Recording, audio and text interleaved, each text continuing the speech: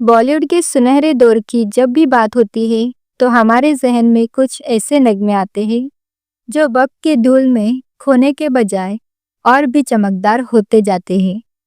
लेकिन क्या आप जानते हैं कि कभी-कभी एक कालजयी गीत बनाने के लिए फिल्म मेकर्स को बहुत कड़े और कड़वे फैसले लेने पड़ते हैं। आज मैं आपको एक ऐसे ही गाने की कहानी सुनाने जा रही हूँ जिसे हम आज भी गुनगुनाते हैं। लेकिन इस गाने के पीछे छिपा है एक ऐसा विवाद और एक ऐसा फैसला जिसने दो महान गायकों के बीच की स्थिति को लगभग बदल दिया था। ये कहानी है फिल्म भीगी रात के उस मशहूर गाने की जिसके बोल है दिल जो न कह सका।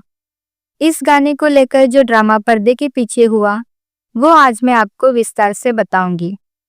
इस कहानी के केंद्र में है महान संगीतकार रोशन साहब। दोस्तों, रोशन साहब का संगीत देने का अंदाज सबसे जुदा था। वो सिर्फ एक संगीतकार नहीं थे बल्कि संगीत की रूह को समझने वाले एक माहिर कलाकार थे।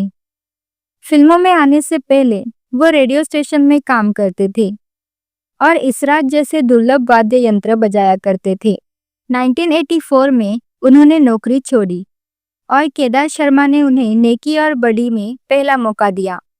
फिल्म तो नहीं चली लेकिन केदार शर्मा का भरोसा उन पर कायम रहा। इसके बाद आई बावरे नैन जिसने रोशन साहब की कामयाबी की नींव रखी।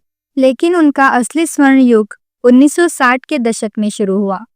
बरसात की रात की वो कव्वालियाँ और ताजमहल का संगीत, रोशन साहब ने संगीत की दुनिया में अपना लोहा मनवा लिया था। बात 1965 की है जब फिल्म भीगी रात बन रही थी। इस फिल्म के हीरो थे प्रदीप कुमार साहब। रोशन साहब इस फिल्म का संगीत तैयार कर रहे थे।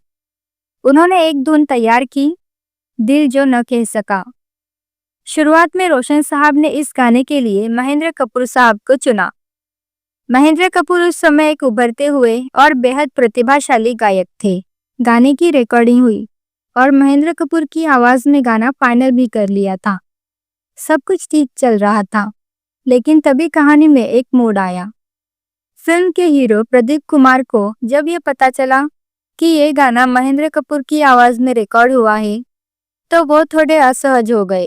प्रदीप कुमार खुद संगीत की गहरी समझ रखते थे। उन्हें लगा कि इस गाने में जो गहराई और जो तड़प चाहिए वो शायद रफ़ी साहब की आवाज में ही मुमकिन है। उन्होंने अपने भाई कालिदास, जो फिल्म के प्रोड्यूसर और डायरेक्टर थे, उनसे साफ कह दिया कि ये गाना महेंद्र कपूर पर सही नहीं लग रहा। इसे रफ़ी साहब से दोबारा रिकॉर्ड करवाया जाना चाहिए। ये एक बड़ा फैसला था क्योंकि गाना पहले ही रिकॉर्ड हो चुका था। महेंद्र कपूर के लिए ये किसी झटके से कम नहीं था, लेकिन फिल्म की बेहतरी के लिए रोशन साहब को ये बात माननी पड़ी।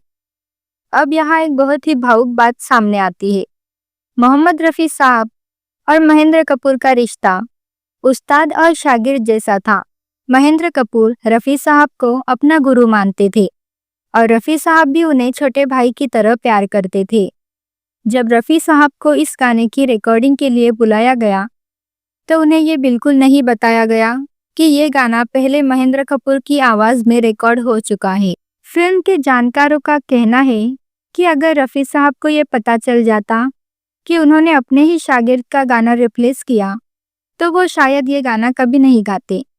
वो इतने नेक दिल इंसान थे कि किसी दूसरे का हक मारकर गाना उन्हें कभी मंजूर नहीं था। खैर, गाना रफ़ी साहब की आवाज़ में रिकॉर्ड हुआ और क्या खूब हुआ। दिल जो न कह सका आज भी दर्द भरे गीतों की लिस्ट में सबसे ऊपर आता है। दिलचस्प बात यह है कि इस गाने के दो वर्जन थे, एक रफ़ी साहब की आवाज़ में और दूसरा महान गायिका लता मंगेशकर जी की आवाज़ में। हालांकि लता जी की गायकी पर कोई सवाल नहीं उठा, लेकिन जनता के बीच रफ़ी साहब वाला वर्जन कहीं ज़्यादा लोकप्रिय हुआ। प्रदीप कुमार का वो फैसला सही साबित हुआ और रोशन साहब के संगीत ने इस गाने को अमर कर दिया। तो दोस्तों, ये थी कहानी उस गाने की जिसे बनाने में वाकई सदियां लग जाती है।